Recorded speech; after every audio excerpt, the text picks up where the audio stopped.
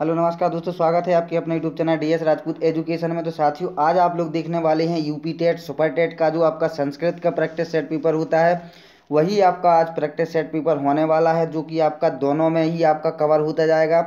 जो कि आपका यूपी टेट में भी पूछा जाता है संस्कृत का प्रैक्टिस सेट पेपर, और आपका सुपर टेट में भी पूछा जाता है, ठीक है।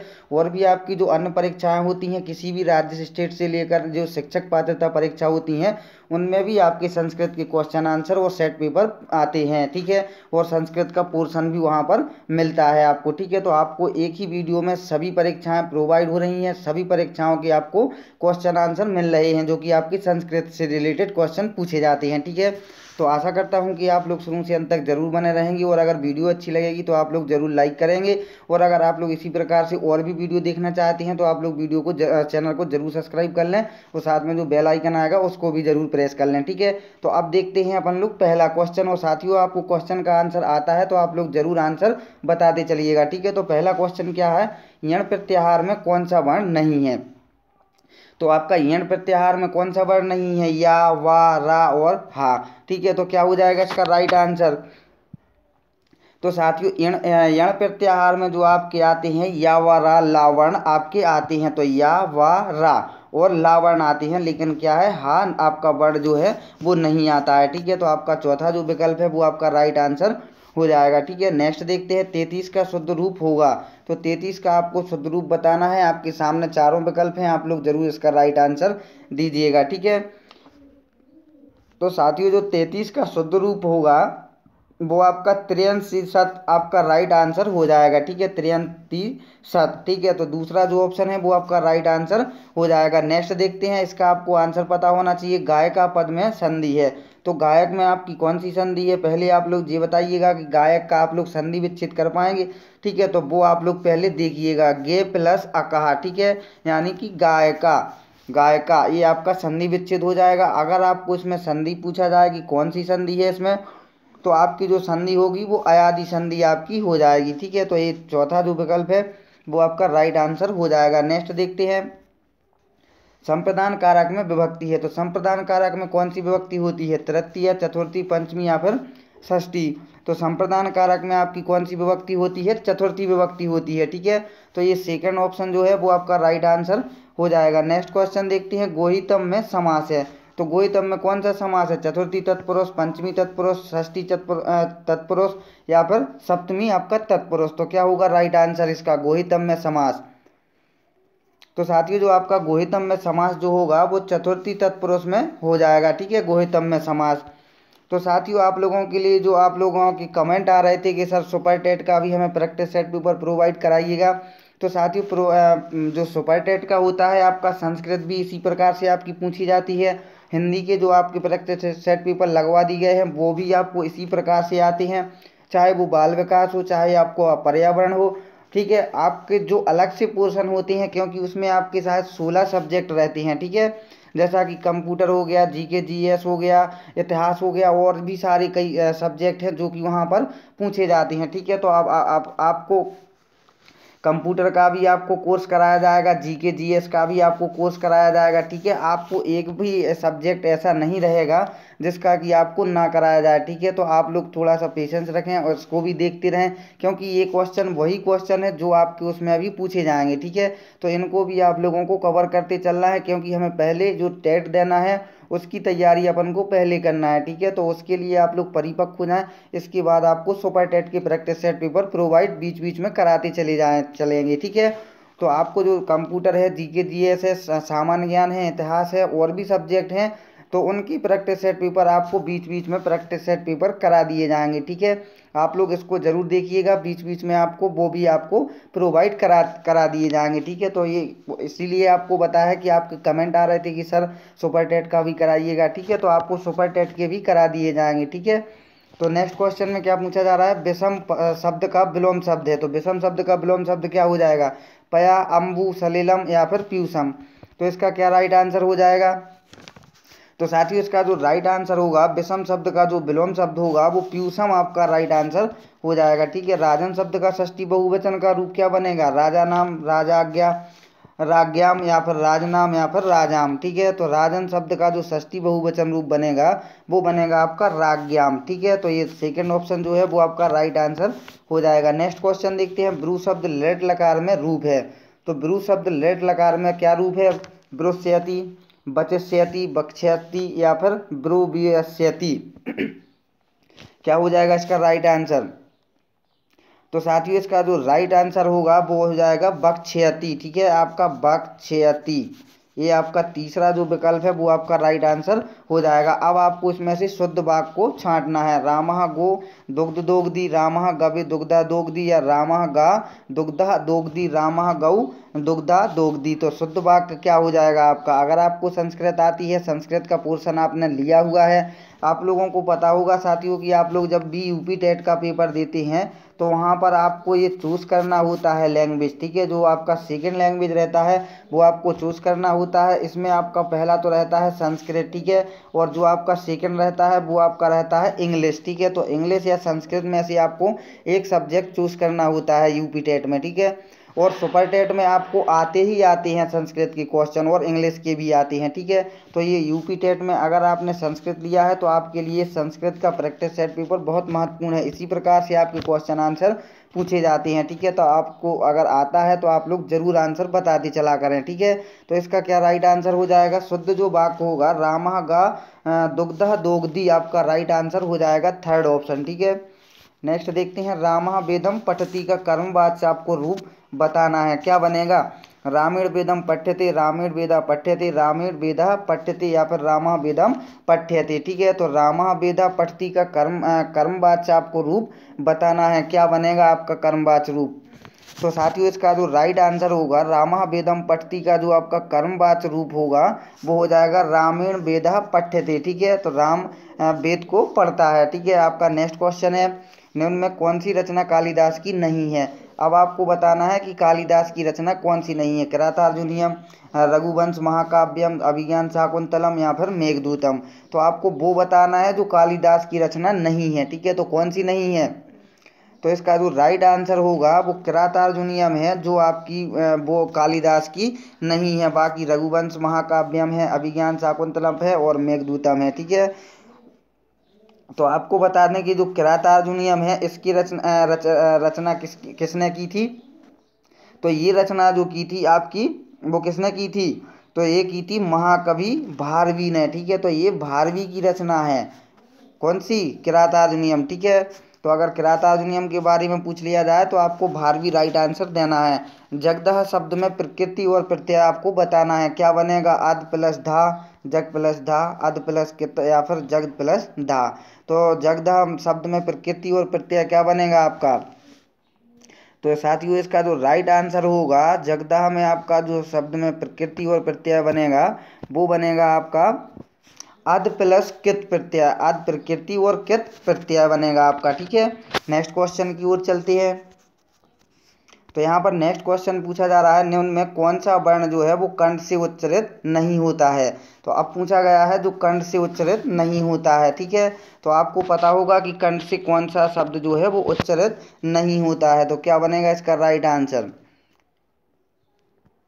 तो साथियों आपका जो या शब्द है वो आपका कंठ से उच्चारित नहीं होता है। का वर्ण आपका होता ही है, का खा गा गा णा। ठीक है, तो ये कंठ है, आपके कंठ से उच्चारित होती हैं। और हा है ये भी आपका कंठ से उच्चारित होता है, लेकिन ये आपका जो या है वो आपका कंठ से उच्चारित नहीं होता है। ठीक है, अकु विसर्जनीयाना कंठ आ का वर्ग और हा तथा विसर्गों का उच्चारण स्थान क्या होता है? कंठ से आपका होता है। ठीक है, तो ये आपका उच्चारित नहीं होता है। नेक्स्ट देखते हैं। अप जल शब्द लिंग है, अप यानी कि जल शब्द में लिंग है, पुल्लिंग, स्त्रीलिंग, नपुंसक लिंग या फिर अविष्ट लिंग। क्या हो जाएगा इसका राइट आंसर? तो साथियों इसका जो राइट आंसर होगा जल शब्द में आपका जो लिंग होगा वो स्त्रीलिंग होगा। ठीक है, दूसरा ऑप्शन जो है वो आपका राइट आंसर हो जाएगा। तो साथियों अगर आप लोग चैनल पर नए हैं और आपने अभी तक वीडियो को लाइक नहीं किया है तो वीडियो को जरूर लाइक कर दें और चैनल को जरूर सब्सक्राइब कर लें। साथ में जो बेल आइकन आएगा उसको भी आप लोग जरूर प्रेस कर लें। साथियों अगर आपको यूपी टेट सुपर टेट ये हमारा जिद है, ठीक है, ये आपको जिद से पढ़ना है। जिद से क्यों पढ़ना है? क्योंकि सिलेक्शन ही हमारा जिद है। तो आप आपको जिद के हिसाब से पढ़ना है, और जिद भी एक ही है कि सिलेक्शन अपने लिए चाहिए ही चाहिए है। ठीक है, तो आप लोग ज़रूर अपने हिसाब से तैयारी करें, और आपको जो प्रैक्टिस सेट पेपर प्रोवाइड कराए जाते हैं उसका एक एक क्वेश्चन का आप लोग आंसर अपने दिमाग में फिट करते चलें। ठीक है, आप लोगों का सिलेक्शन कोई नहीं रोक सकता है। 120 प्लस की आपको तैयारी से लेकर के चलना है, जो कि आपका यूपी टेट में होना चाहिए। ठीक है, और इतने ही आपके नंबर सुपर टेट में भी आ जाएंगे, तब आप लोगों का एक पद पक्का हो जाएगा। ठीक है, तो सिलेक्शन ही हमारा जिद है, इसी हिसाब से आपको पढ़ाई करना है। तो आप लोगों को लिए ज़रूर चैनल को सब्सक्राइब करें, और वीडियो अच्छी लगती है तो ज़रूर वीडियो को लाइक कर दिया करें, और अपने दोस्तों के साथ भी ज़रूर शेयर करें। ठीक है, ये आपको निःशुल्क शिक्षा प्रोवाइड कराई जाती है, आपसे कोई भी चार्ज नहीं लिया जाता है। ठीक है, तो नेक्स्ट क्वेश्चन देखते हैं। उभय पदार्थ शब्द किस समास में प्रधान होता है? उभय पदार्थ जो है वो शब्द किस प्रधान समास में प्रधान होता है? अव्ययी भाव में, तत्पुरुष में, द्वंद्व में, या फिर बहुव्रीहि में? तो क्या बनेगा इसका राइट आंसर? तो साथियों, जो द्वंद्व समास होता है उसमें उभय पदार्थ जो शब्द है वो समास में प्रधान होता है। ठीक है, तो इसमें उभय पद क्या होता है? पूर्व पद प्लस उत्तर पद का अर्थ जो है वो प्रधान होता है। जैसे कि आपको पता होगा माता चा पिता चा। ठीक है, माता पिता, इसमें क्या होता है? द्वंद्व समास होता है। तो ये दोनों पद क्या होती हैं? प्रधान होती हैं। नेक्स्ट देखते हैं। अंतःस्थ वर्ण है, अंतःस्थ वर्ण क्या है? यावराला, सा सा साहा, या छोटा यू रिल, या फिर का चा टा ता पा। ठीक है, तो क्या है आपका अंतःस्थ वर्ण व्यंजन? बताइए आप लोग इसका राइट आंसर क्या होगा? तो अंतःस्थ जो वर्ण है आपके वो या वा रा ला है आपके। ठीक है, यानी कि पहला जो ऑप्शन है वो आपका राइट आंसर हो जाएगा। ठीक है, तो यण प्रत्याहार में आने वाले सभी वर्ण क्या है? अंतःस्थ वर्ण है। ठीक है, यण प्रत्याहार में आती हैं ये वर्ण या वा रा ला। ठीक है, नेक्स्ट क्वेश्चन देखते हैं। रमेश शब्द का संधि विच्छेद होगा, तो रमेश शब्द का संधि विच्छेद क्या होगा? रमा प्लस एस, रमा प्लस ईस, रम प्लस एस, या राम प्लस एस। तो रमेश शब्द का संधि विच्छेद क्या बनेगा? तो रमेश शब्द का आपका जो संधि विच्छेद बनेगा वो आपका रमा प्लस ईस, यानी कि रमेश।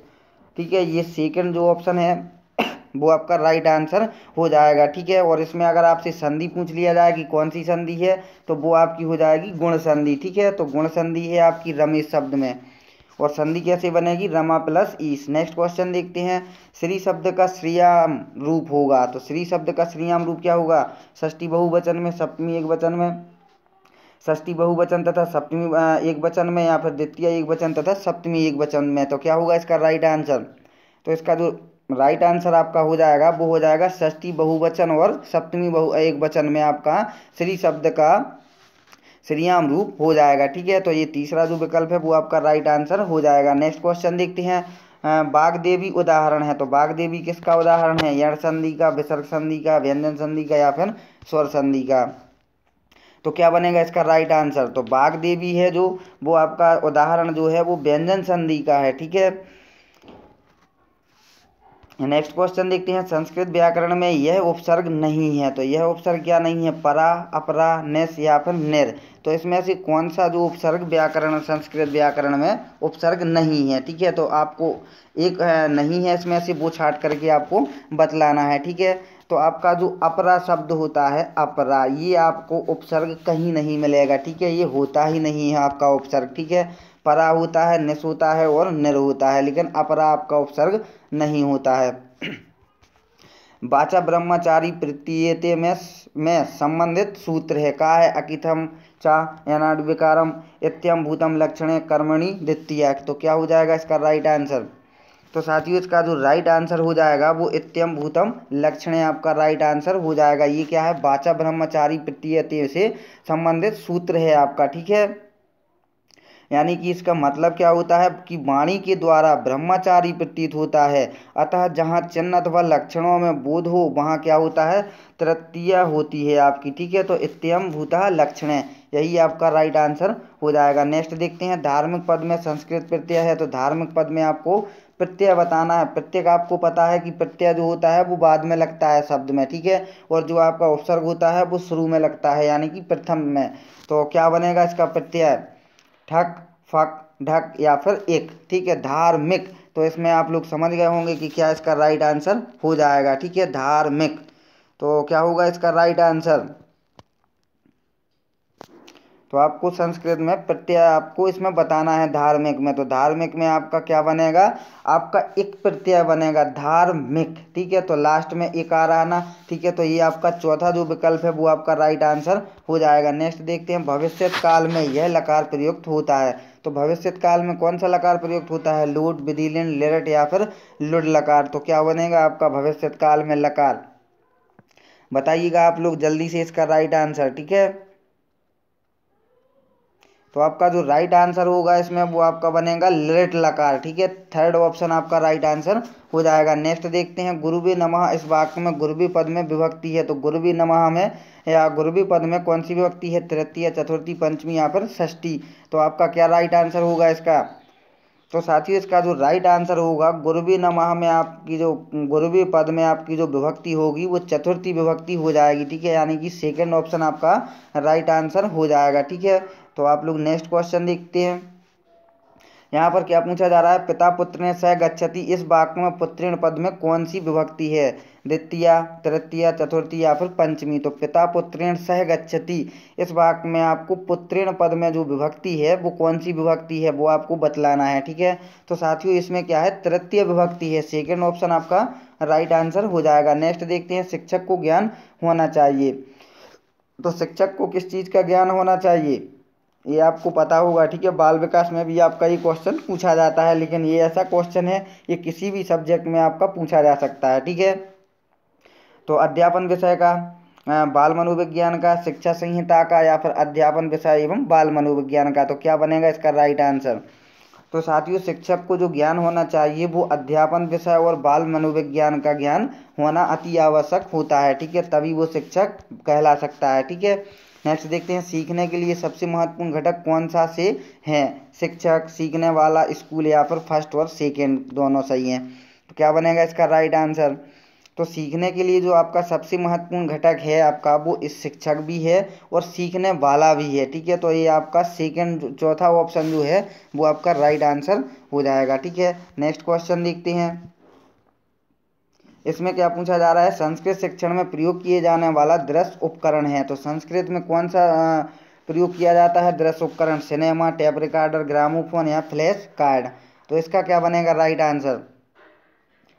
तो संस्कृत शिक्षण में जो प्रयोग किए जाने वाला दृश्य उपकरण है आपका वो क्या है, सिनेमा है, ठीक है। तो प्रथम जो ऑप्शन है वो आपका राइट आंसर हो जाएगा। नेक्स्ट देखते हैं, बपू का पर्याय शब्द बताइए। तो बपू का पर्याय शब्द क्या बनेगा, तनु, गुरु, अस्थि या फिर मस्तकम। क्या होगा इसका right answer. Second last question है आज का दोस्तों, जल्दी से आप लोग बताइएगा अगर आप लोग देख रहे हैं तब तो, ठीक है। तो ये आपका पहला जो ऑप्शन है बपू का आपका तनु बनेगा, ठीक है, पर्याय शब्द। नेक्स्ट देखते हैं, बक्रास्त्र का संधि विच्छेद क्या है। क्या बनेगा बक्रास्त्र का संधि विच्छेद, बका प्लस स्त्र, बक प्लस तंत्र, बका प्लस तंत्र या बका प्लस आत्र। तो क्या होगा इसका राइट आंसर। तो बक्रास्त्र का आपका जो संधि विच्छेद होगा वो हो जाएगा बकहा, बकहा प्लस तंत्र। तो ये क्या बन जाएगा, बका तंत्र, ठीक है।